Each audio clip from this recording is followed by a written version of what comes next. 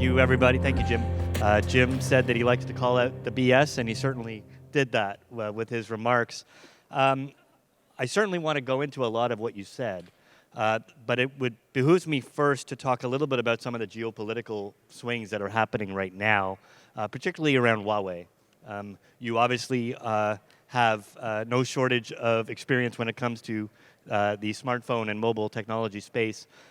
With the 13-count indictment yesterday against Huawei executives and Meng Wanzhou, I'm curious what your own thoughts are on how that plays out in the Canadian context.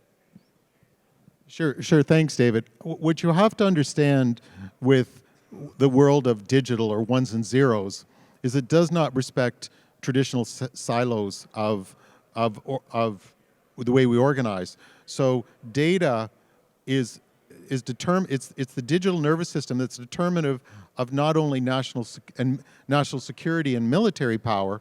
It's also determining of economic power, and it's also determinative of how you manage and control the private sphere within your country, whether it's undermining democracy and personal autonomy or using for deep state surveillance in China. So this is a new battle zone. We don't have institutions for it. We don't have norms for it. It's for all the marbles. And I say there's 4 rivalrous systems out there. There's China with their Great Firewall. There's the US with their national champion projection. The third one is Europe with their regulatory GDPR type system. And the fourth one, who's every other country that's scared like crazy. So this is a massive geopolitical war that is framing everything. And so you have to look at it as all things are on the table with this battle. And so does Canada fit into the American sphere in your mind, or are we one of those fourth parties? Well, the fourth party is much more in the bucket of Europe because they don't have national champions. And so they take a bit more of a defensive approach where you protect the private sphere, you protect your industries with fair competition, you use regulation, and then you use little strategic sorties to find little niches you can go at. The problem with Canada was we misunderstood that the traditional trade economy based on comparative advantage has an incentive to cooperate, where the ideas economy, because it's rent-based, it has landlords and tenants. So it's much more rivalrous. So that we thought by being agreeable with everybody, we actually made ourselves vulnerable to everybody. And so this is a bit of a soup of our own making. We're in a tough spot right now, but it's of our own making.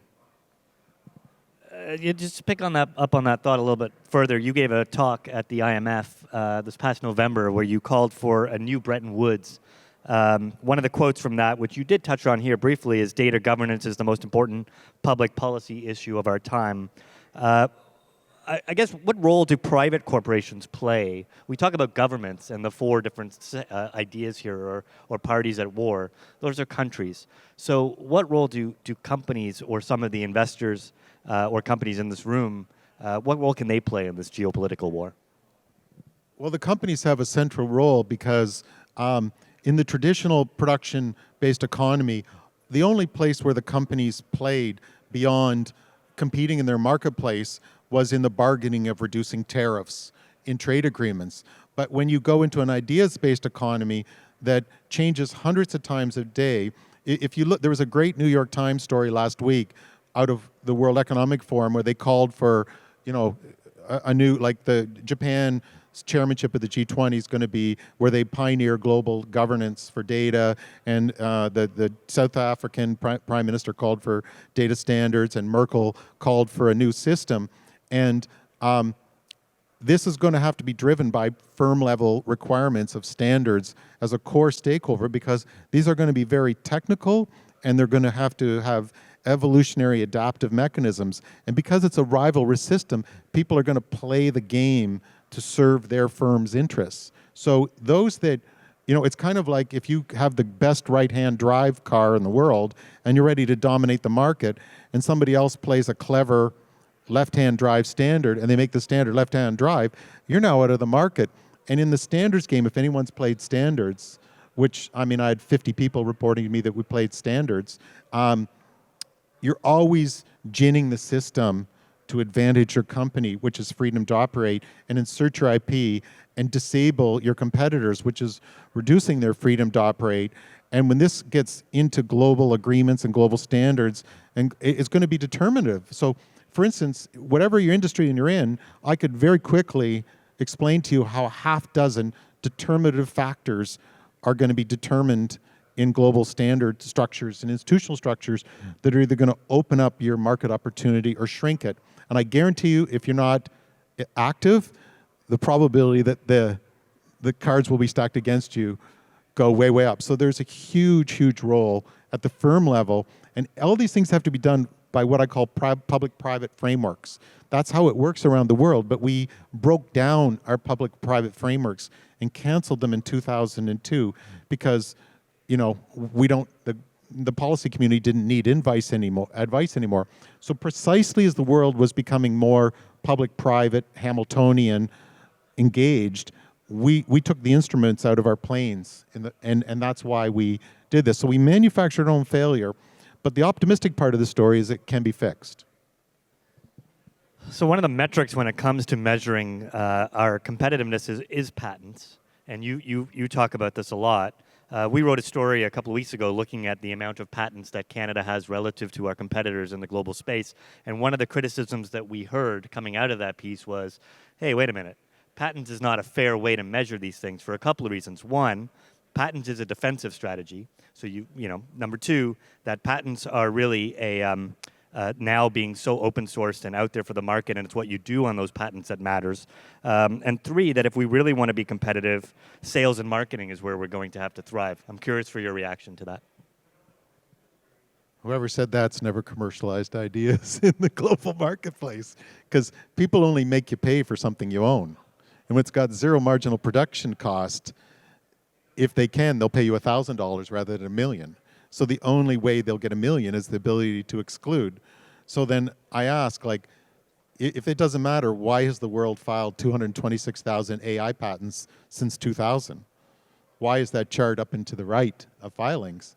And when I retired at RIM, I had 400 active IP files, and I paid $6 billion in IP royalties that year. But we were making $1.1 billion a quarter. This is the game. It's all day, every day. Rarely, 99.9% of it never hits the public. You're constraining these things through developer agreements, supply agreements, licensing agreements, and then you show your prior art and all that, and everybody sort of reveals enough to not go to courts. But still, a bunch go to court. So it's the offensive weapon far more than the defensive weapon. And anybody would say that is never commercialized to scale globally. It's all day, every day with every major tech firm to force people to pay them more, excuse me, than they otherwise want to.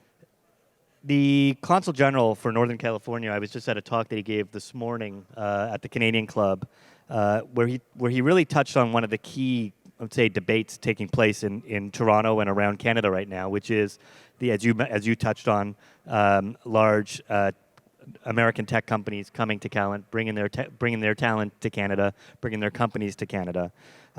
He called it a tall canopies, these companies, that these are things that you need in an ecosystem. And now granted, he said it was different for different cities, but in a place like Toronto, to attract the best talent, we need some tall canopies, the Amazons, the Ubers of the world, in order to grow our ecosystem.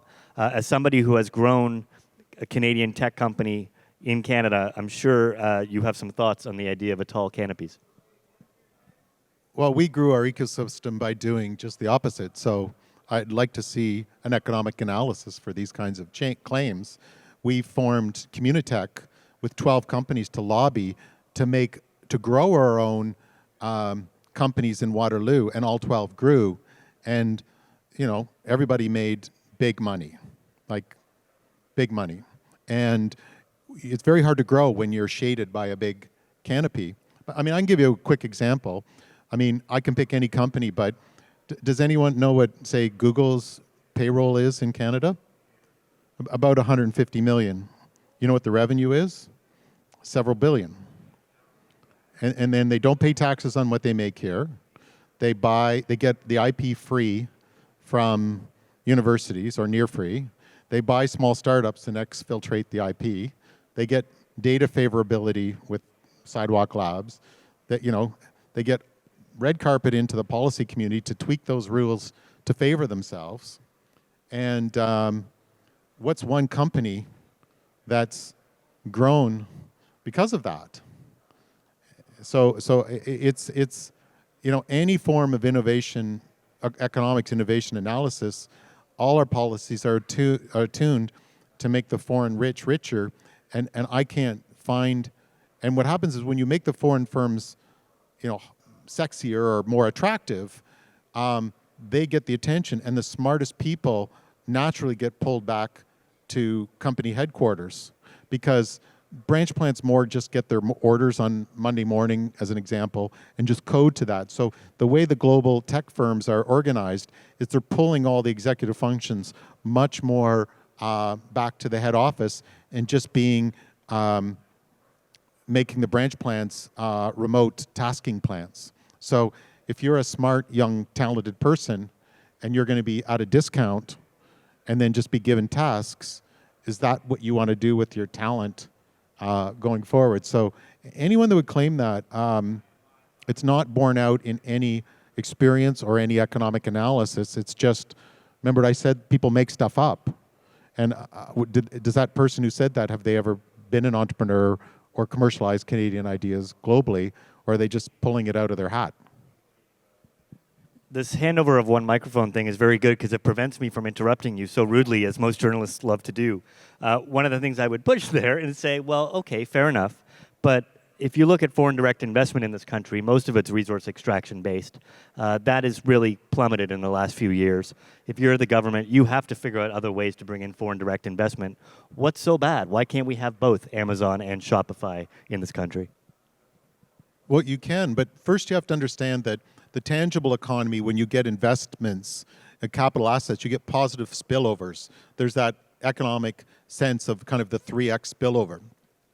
Given the state of Canada's domestic companies, without a doubt, you get negative spillovers from this foreign tech branch plan. Now, that doesn't mean you close off to foreign tech jobs, but the key is you must orient your public investments and your public policies to domestic wealth creation. I would simply say this. Tell me another country in the world that you know of where they give their publicly funded IP to foreign companies for free, where they give grants to foreign companies to do R&D in their country, where they give them the red carpet treatment for regulations and talented so that they can grow all the wealth to their foreign shareholders and not pay any taxes in the domestic ecosystem. So I'm not saying close to foreign direct investment, but it's nonsensical to make it your policy priority and call it innovation. And that's what I meant by the confusion. It actually undermines your innovation, because when you do that, you're focusing on driving innovation outcomes for foreign countries, not for Canada. And any form of economic analysis will confirm that. One question on Sidewalk Labs that I have to ask. We don't need to go into the details here, but Waterfront Toronto is looking for a new board chair. Any interest in taking on that role?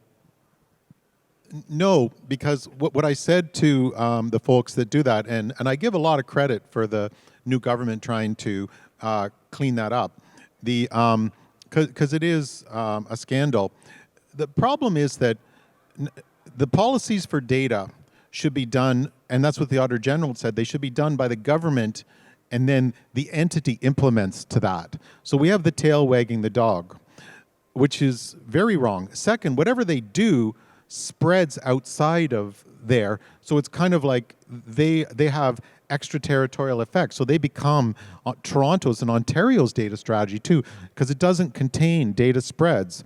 The second thing is that, or the third thing is that you shouldn't mix being a developer from setting up innovation data strategies. It's kind of the joke I use. It's kind of using one table to be both the plumber's repair shop and the gourmet chef.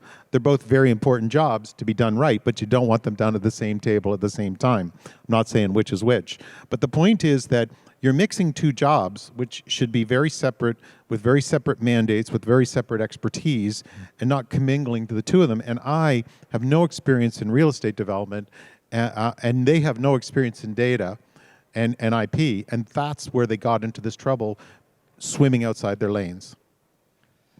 We only have a few minutes left, but I think it's important. I'm sure everybody here is wondering, you've been incredibly successful. You could be doing anything with your life right now, spinning off a whole bunch of other organizations, and yet here you are talking about these mundane policy things. What motivates you to get up in the morning today, and why do this as opposed to spin out RIM 2.0?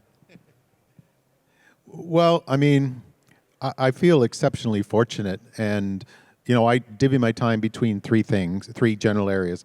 I spend about a third on the business and business interests I have around the world, and I have a lot of those still. I have about a third that I spend on public policy, and which is what we're doing here today, and then about a third I spend on my philanthropy. So they're all very meaningful for me for different reasons. I get to interact, as I did with RIM, with the most interesting and successful and smartest people in the world in each one of those things, and differently. So I consider it an incredibly blessed life, which I'm incredibly thankful for.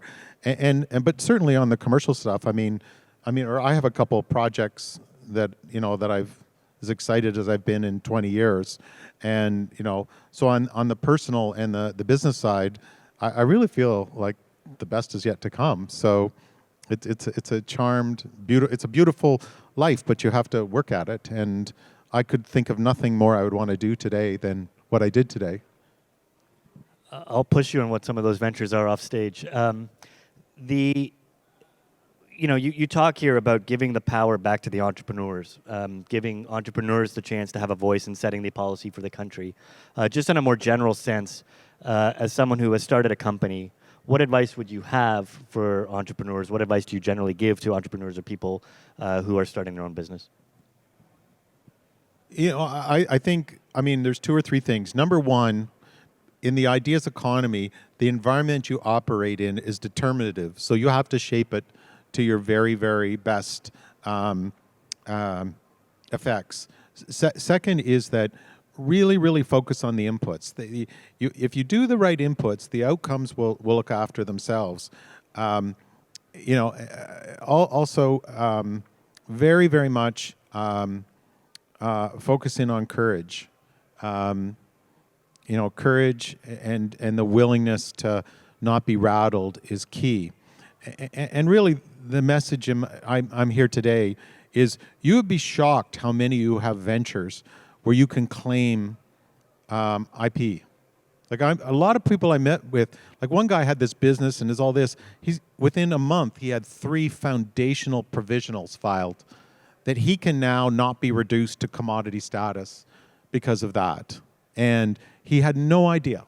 And this is a really good company, and he was, working it. And then when you go to investors, if he can say, look, I got these things, I can preserve this margin this way, you cannot push money, you pull money by saying, I can own this space, and this space is of a reasonable size, and I can structure a return. So I spend a lot of time with people and how they navigate the situation. It's tactical, how they maintain their own personal, solidity, and then really how to, the technical realm of appropriating, ownership of ideas, which the whole world is playing all day, every day. And if that's one thing I can really infuse into the ecosystem, I guess I say I focus on the 90% part of the value, not the 10% part of the value. And I try to show people how to play that game. And when they learn it, they like, why did nobody ever teach me this? And that's the part that I'm trying to help the entrepreneurs, but I'm also trying to change the policy infrastructure to say, we've got to put this in our policy apparatus that we haven't. Well, you mentioned the word courage, and there's certainly a lot of that in you that comes off in spades. And I would say, a lot of people have a lot of opinions about Jim Balsillie, but the one thing that they all say to a T is that you're mostly right about everything you talk about. And so hopefully we all got a sense of that today in listening to Jim's remarks. No doubt there's a lot to take away. Just one last thing before I get off the stage to tell you is if you are interested in the logic, a little free plug that we have a 15% discount for attendees of the CanTech conference. Just use the discount checkout code CanTech19. That is my free promotion. Jim, thank you for your time today, and thank you everyone for your time.